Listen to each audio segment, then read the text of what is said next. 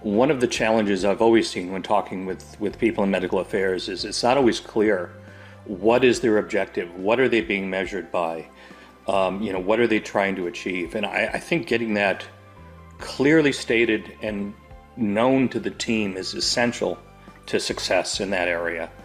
It is very detrimental to take a team, give them a clear vision and a timeline and a set of objectives to obtain.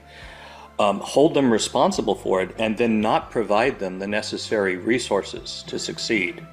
It's a horrible thing to do to someone, to put them in that position, to literally put them in a position where they're capable, they know what they need to do, yet they don't have the necessary resources. And when I speak of resources, it's a number of things. It's access to information. It's support of the other elements and departments and groups around them. And in some cases, it's time. This whole aspect about empowerment, we see a lot of empowerment, which is great, but we need to see empowerment with accountability, because every employee should be accountable. And so it's not about pointing blame if something goes wrong, but there should be an aspect of accountability, and that is often missing, I would say. And I think perhaps what I see is in larger companies where there's a fast turnover of positions, people leave and they don't look back, and they don't feel accountable for whatever they built. I would love to embrace failure, but we are constantly looking and turning the failures into, oh, this was a failure, but then we did this, and then it was a success. If we can manage to accept failure for what it is without that blame, then I think we're in a beautiful place. Psychological safety is a necessary, but it only is effective if you pair it with accountability for driving forward to results. And we as leaders have to add that into there. And we need to teach others how to think, how to innovate, how to operate in a way that maximizes performance. And so it's not just trust and safety for comfort, but it's trust and safety to take risks where appropriate, that you want those safety nets on your organization to do that. Yeah, I can certainly comment on the generative AI and its value. One, it has a tendency sometimes to bring in elements that I had not considered. And, the attitude toward that has got to be, that's funny. Why that, right? Not, wait a minute, no, that's wrong. That's not what I wanted. The innovation usually comes through accidental discovery in many cases, or being exposed to something that you're not normally exposed to. And I will guarantee you, generative AI will do that for you. In many ways, it's helpful. In many other ways, it's not quite ready for what we'd like it to do. I'll involve it in what I do to get started, but I wouldn't trust it to do the work. In many ways, I think AI stands more for artificial intern than it is artificial intelligence. So I recently did some research in this space, and the best advice that I could give is exactly that, is that treat it like an intern whose whole goal is to please you. And they will do whatever you ask. But you want to come from curious when you find out what they bring back to you, because you might learn something new. Why? And you can literally ask these Gen AI engines, why did you bring that back to me? Why did you think that was relevant?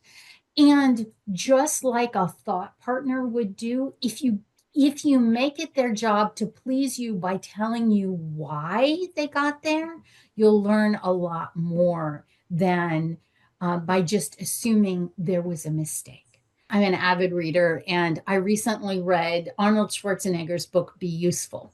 And I thought it was great, not because it was a great work of art, but because it has a great principle in there, and that is true of most athletes at the very edge of performance. And we find it in most businesses as well who are there, is that they learn from their competitors who do something better than them. But yeah, I think I think what I really would focus on is the voice of customer and voice of employee.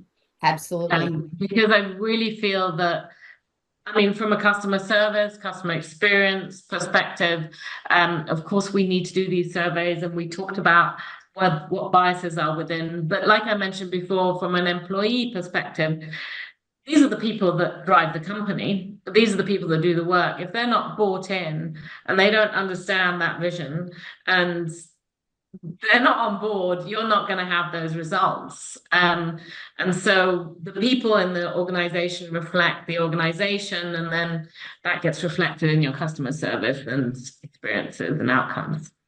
So those voices are incredibly important. And I think exactly what the two of you have offered are very complementary. The one piece of advice I would give people is, as a leader, find someone who will compensate for your blind spots.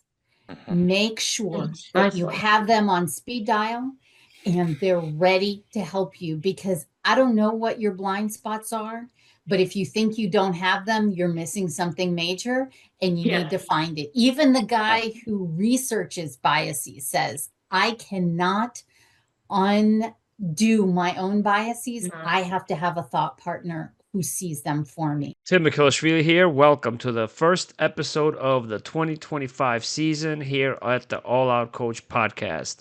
This is a highlight from last year's Medical Affairs Innovation Olympics, an annual event as we gear up for yet another edition this October.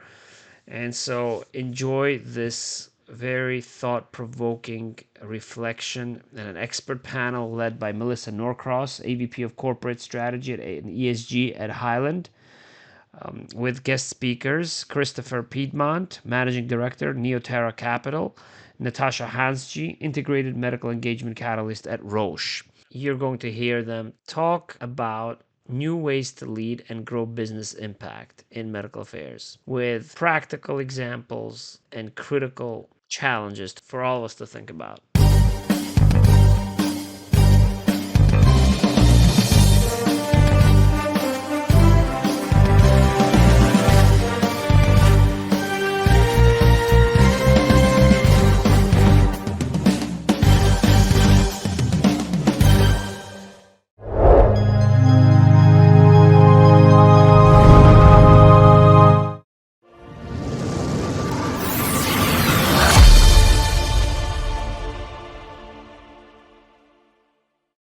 Okay, so it's been quite a marathon, but a great day of learning more about a lot of our competitors, our leaders in healthcare across many different disciplines.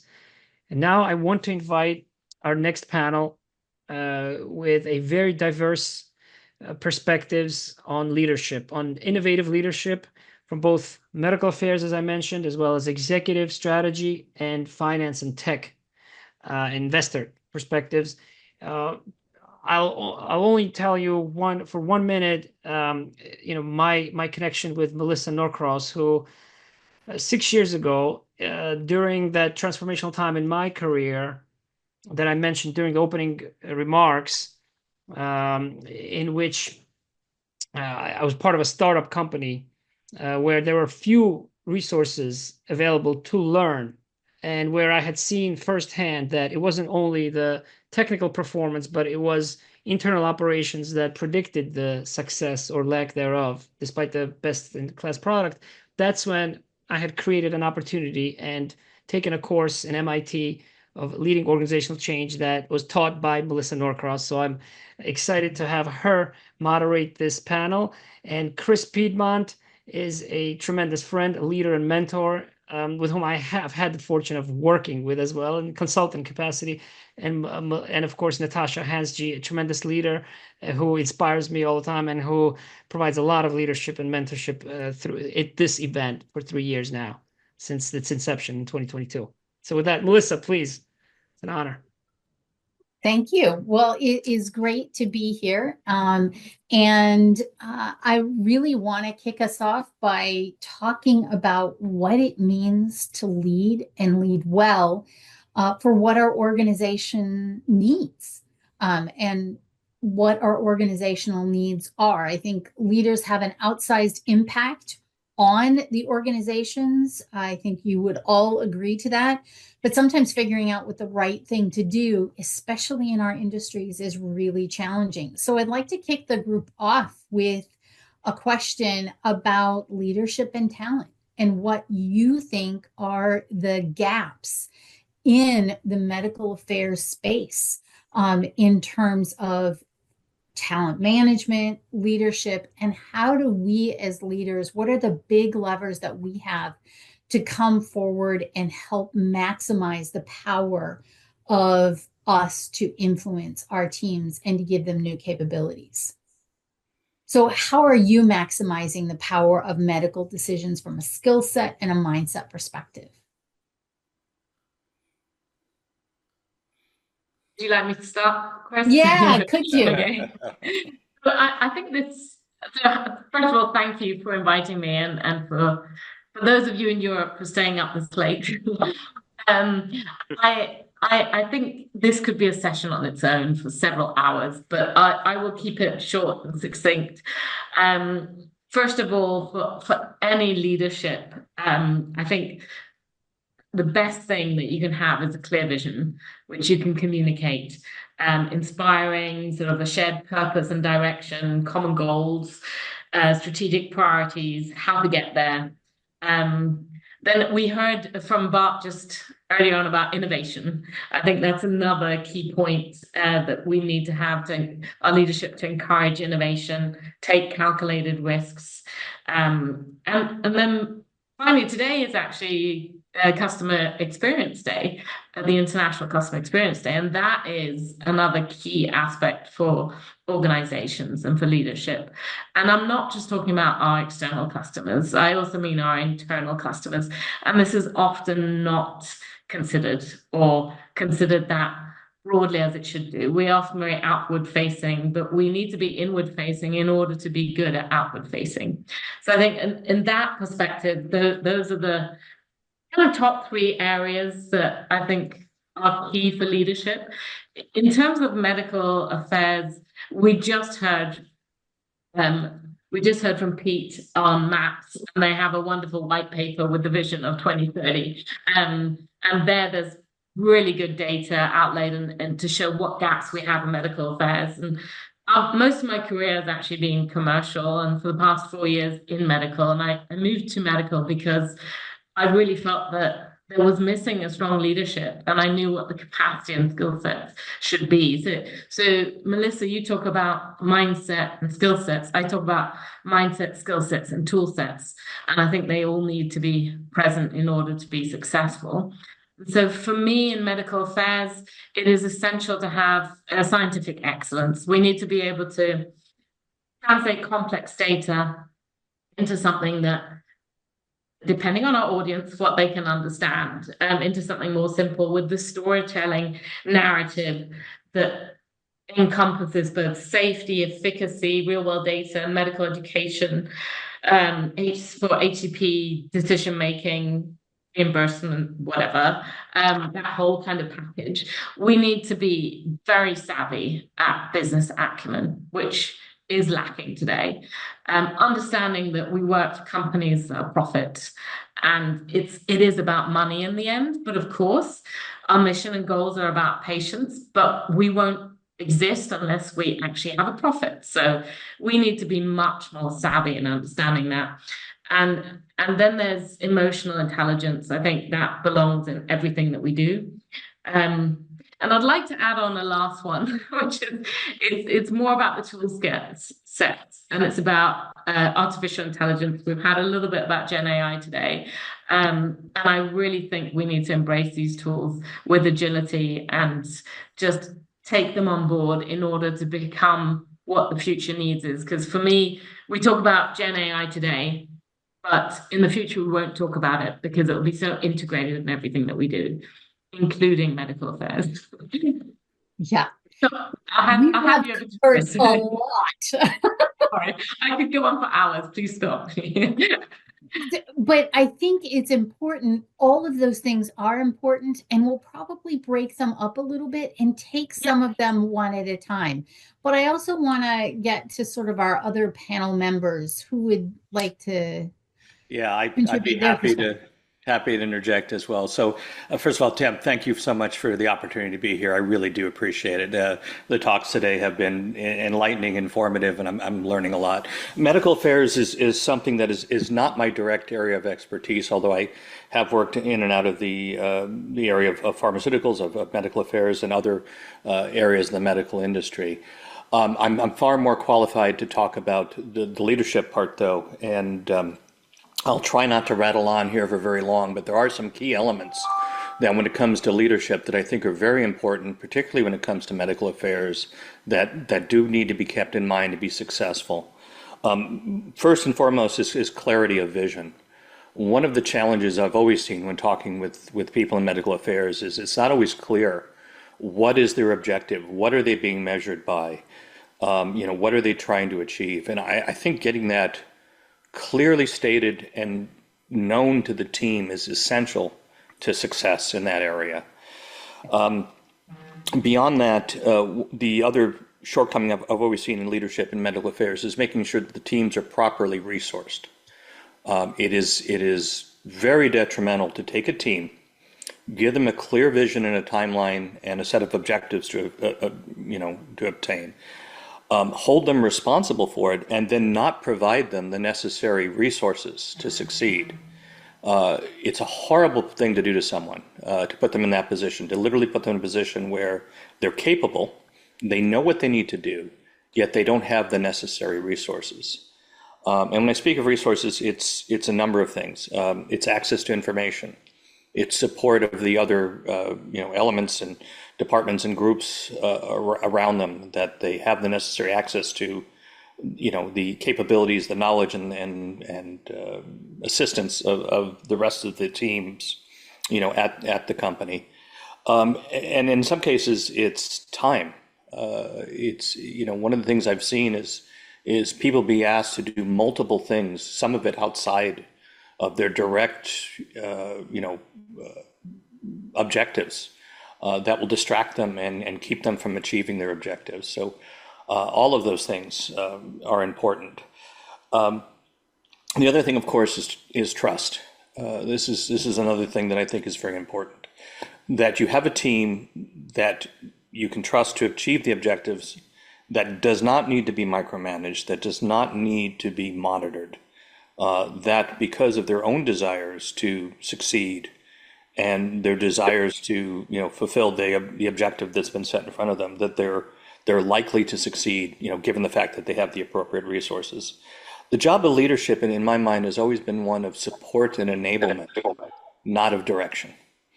Okay, I'll stop there and let you guys pick up the ball.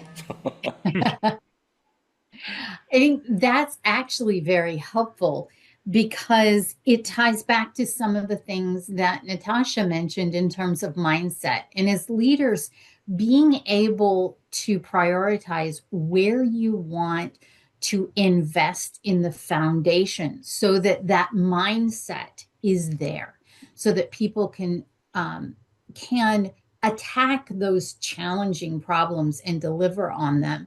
And so let me start with that and put a question out to the group, and whoever wants to address it first can.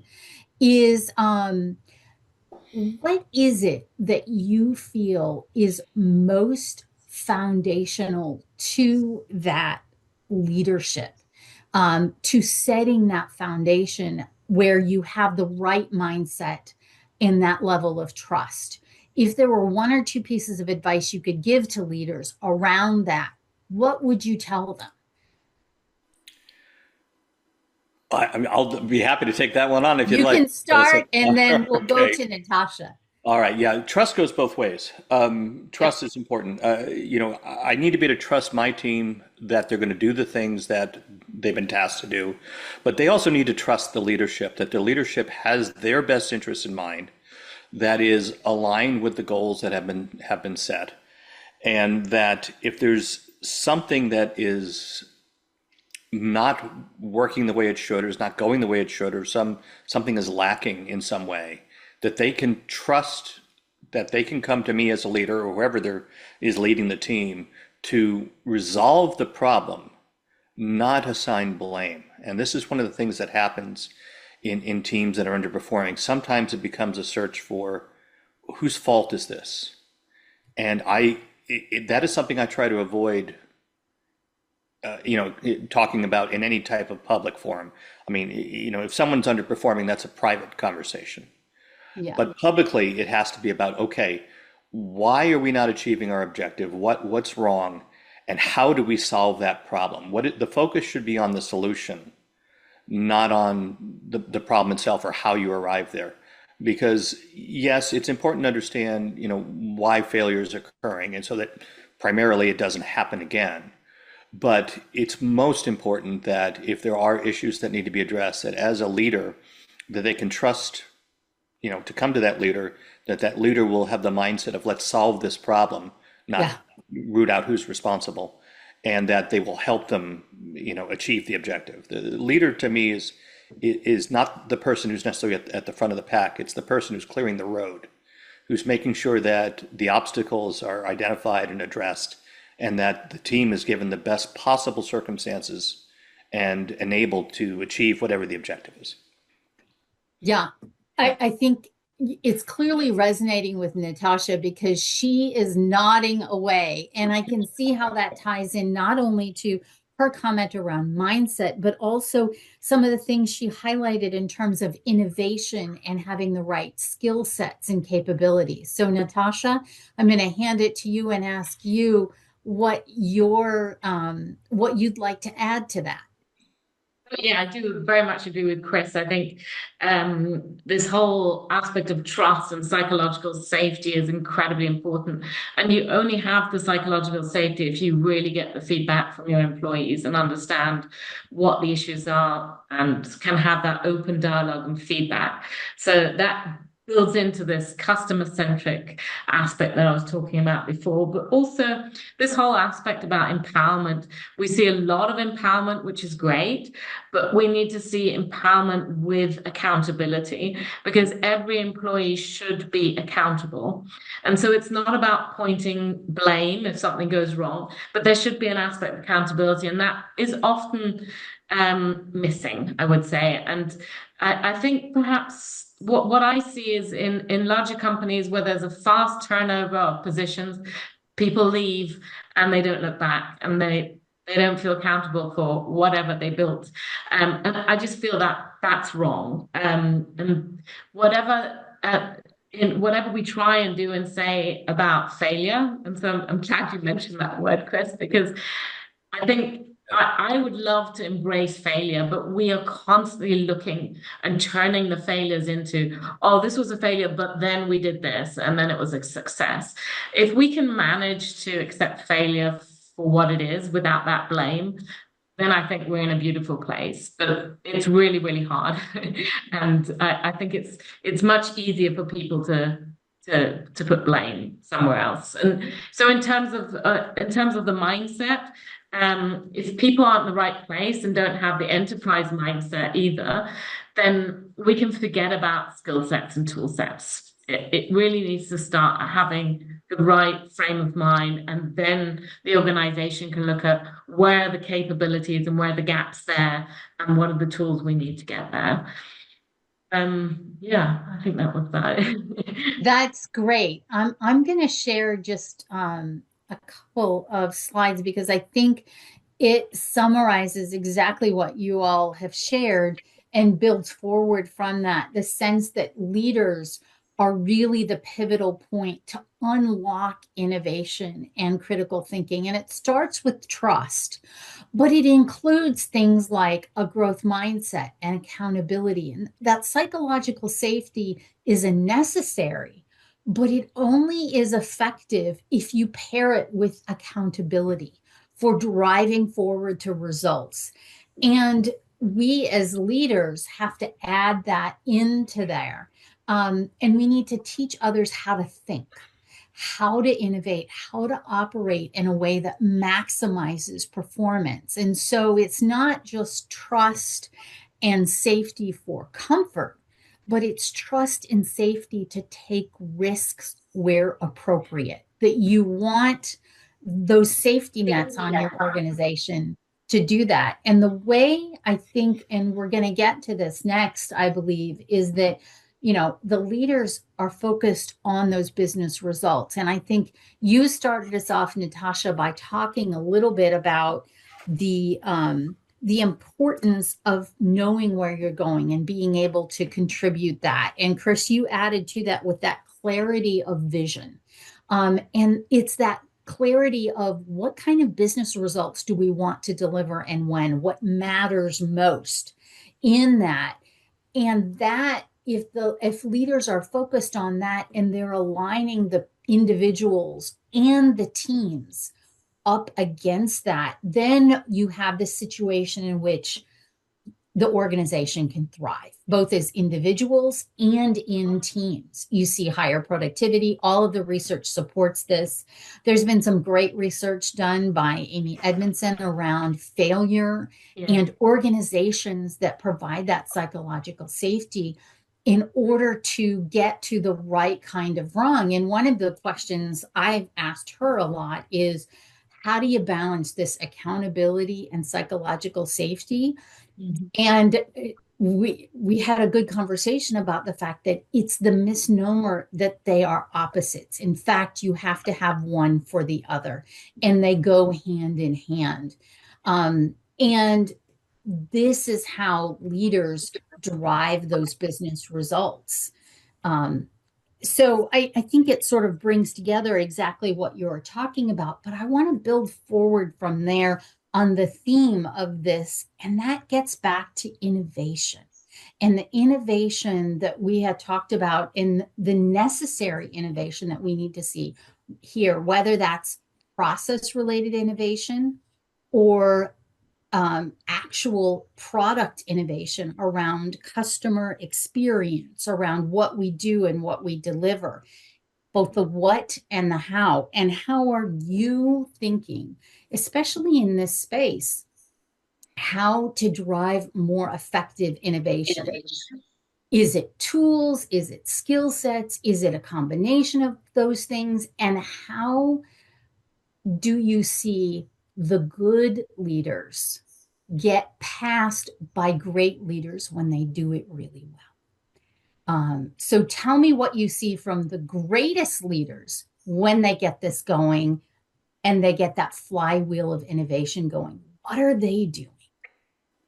It was amazing during COVID how innovative healthcare could turn out to be and how collaborative.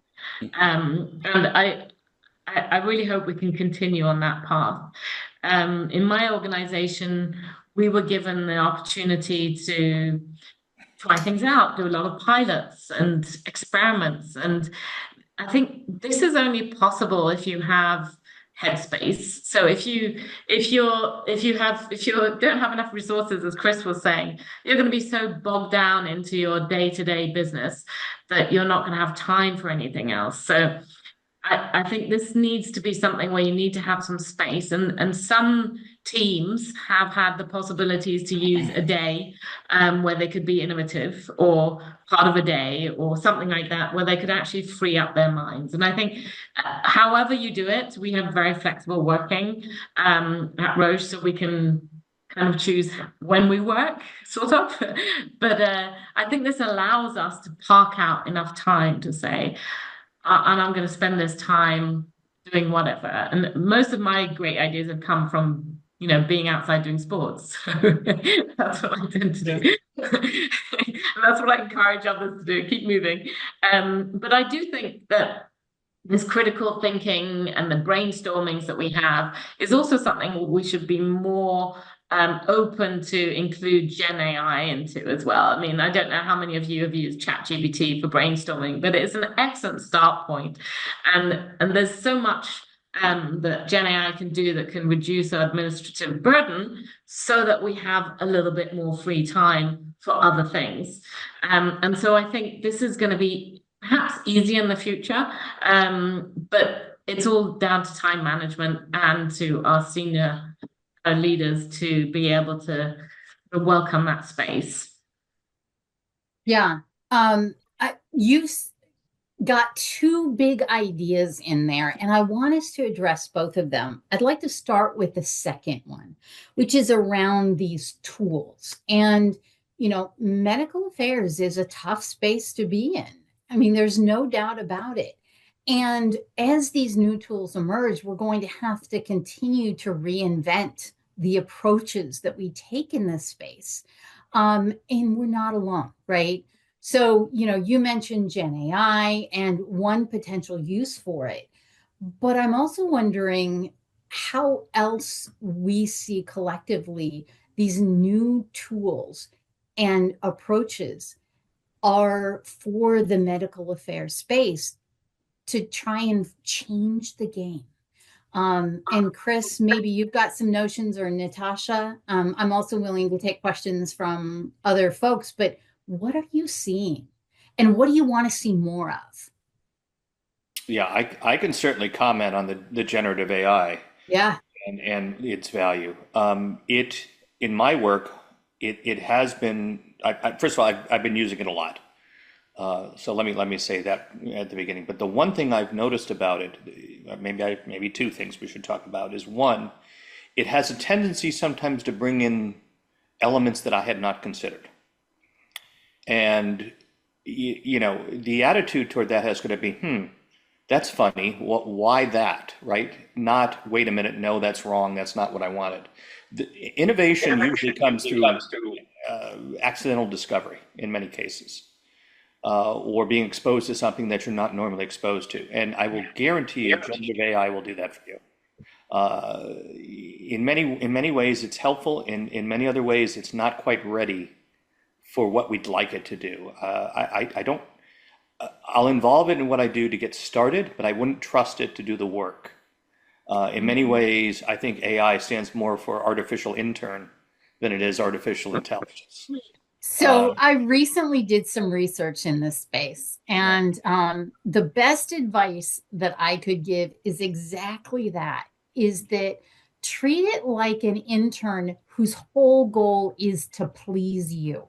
And they will do whatever you ask, but you want to come from curious when you find out what they bring back to you, because you might learn something new.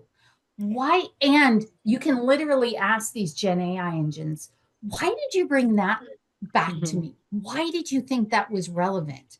And just like a thought partner would do, if you make it their job to please you by telling you why they got there, you'll learn a lot more than by just assuming there was a mistake. And so I love the fact that you reached out to that, because it ties back to your original comment around, as leaders, encouraging that critical thinking and coming from curious and expanding that. I do want to go back to one other thing that Natasha started out with. And you talked about collaboration and competition, and how collaboration really matters in this space. And I think some of the best collaboration and competition I've seen. I'm an avid reader, and I recently read Arnold Schwarzenegger's book, Be Useful. And I thought it was great, not because it was a great work of art, but because it has a great principle in there, and that is true of most athletes at the very edge of performance. And we find it in most businesses as well who are there, is that they learn from their competitors who do something better than them. And so finding people who do things a little bit better than you and learning from them as a competitor, but also a collaborator, and finding ways to blend those spaces really enhances your ability to innovate how you operate and to level up. So I love that you started with that.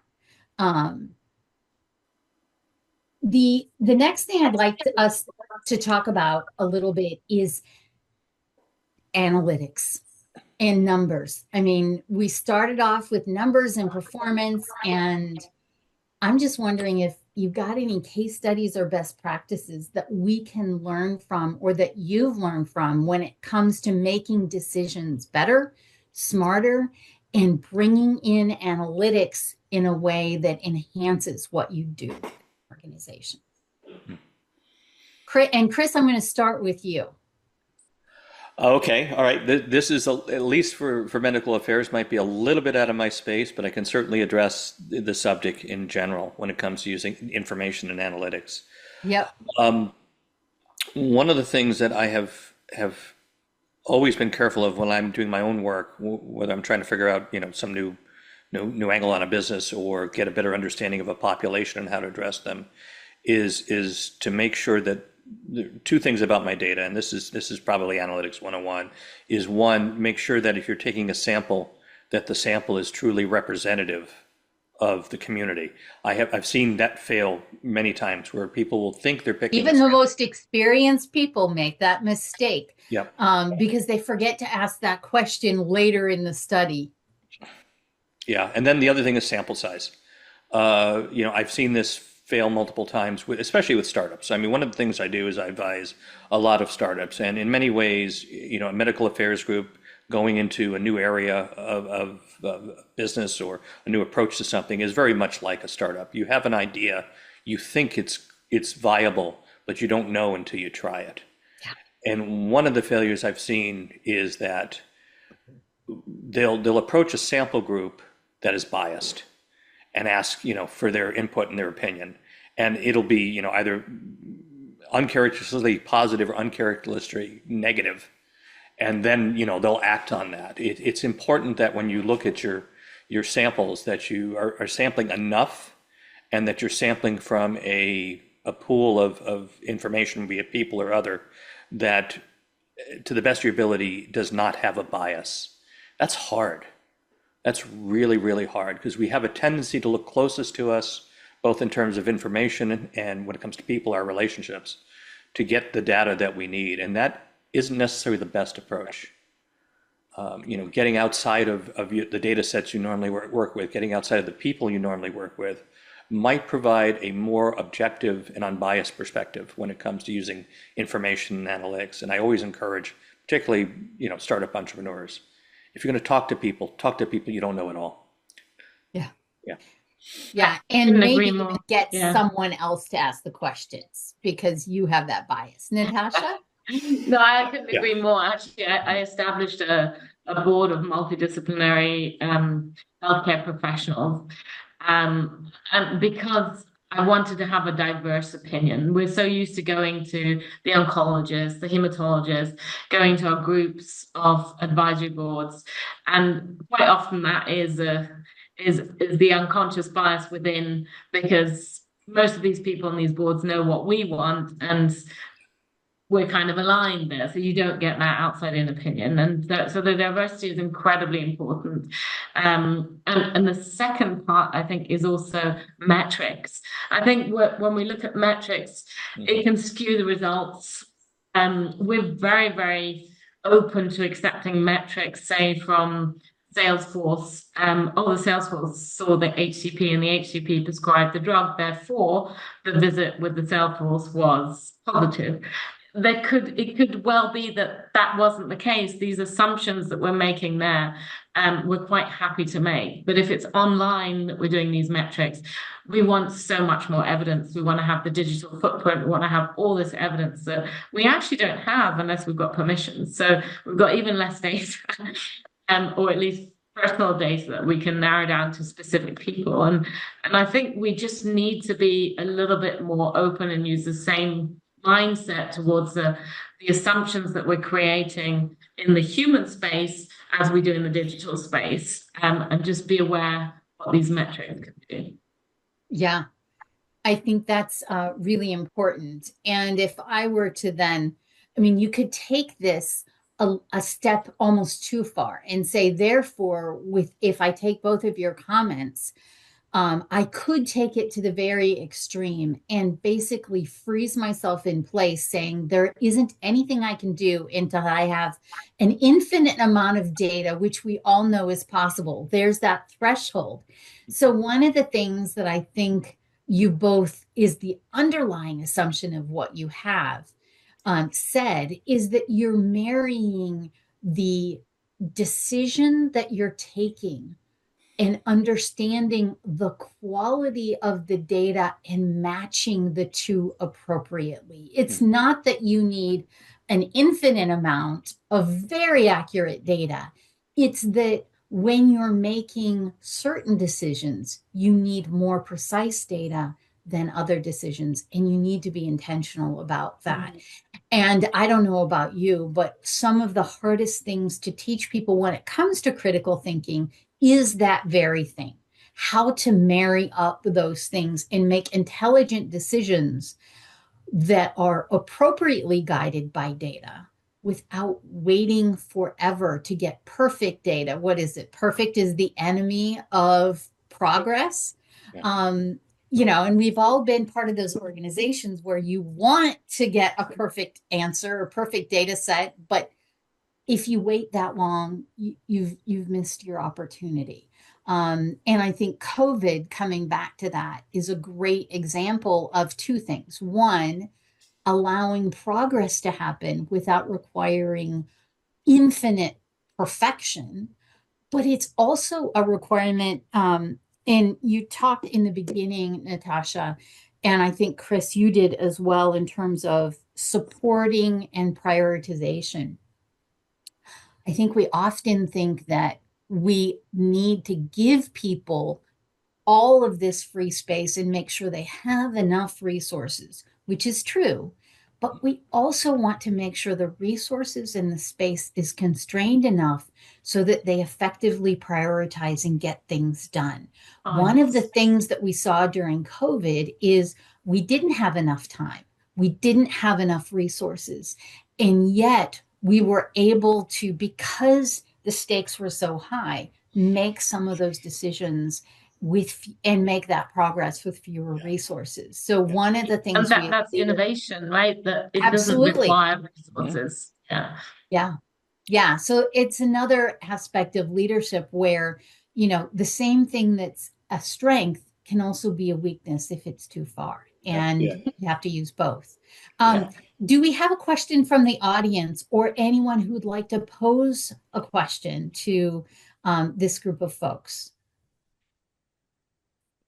We have left a few minutes for questions in case there were any. Right. Tim, was there anything else you wanted to ask of this group when we had them together? Yeah. Otherwise, I'll pose one of the other questions that I've got. No, I think I really enjoy. I sat back and I truly enjoyed, all of your input and insights, and so I'll hand it back to you, Melissa. Yeah. So in our last couple of closing minutes, I'd just like you to take the one opportunity to share, one thing. If you were speaking, and you are, to these leaders and individual contributors in this space, what's the one thing you might suggest they would do differently tomorrow that might help them for a long time, in terms of how you might prioritize their one next thing? And I'll start with you, Chris, since I started with Natasha in the beginning. Okay, let me see if I can give you something useful. So the most important thing I've ever done with any team I've ever worked with is give the opportunity for the members of that team to excel, to be the best they can be. And that comes by giving them a framework to work in. And in general, whenever I'm working with an individual or a team, I'm very careful to give them a very specific framework. One, I need to make sure they fully understand the objective. What is it we're trying to achieve? And that they can articulate it themselves. Not that they have a copy of it. That if you ask them, what's our objective? That what you get back from them is the objective that you're trying to achieve. Two, that they understand the time frame. And this is one that gets missed a lot, is they need to know how much time they have, both calendar time and actual, man hours between now and that calendar event to get this thing done, so they can properly manage their time and, to execute appropriately. Three, that they have the resources. And I did talk about that earlier. I will always ask someone, do you have all the resources you need to accomplish this goal. And my job as leader is to make sure that they do. It's not up to them to find the resources. That's my job. And then, finally, that they can clearly articulate a path to success. In other words, okay, this is how I'm going to achieve that goal we've talked about over this period of time, and here's how I'm going to use the resources that you're going to provide me. I think if you can do that for everyone on your team, the results you're going to get are going to rise significantly. So I encourage people, anyone who's in a leadership position, to try and adopt those four things when it comes to having a conversation with their people about what needs to be accomplished. Thanks. And Natasha, what's your one big thing that you would have a leader do? I think Chris got 4. I know. That's a good. But yeah, I think what I really would focus on is the voice of customer and voice of employee.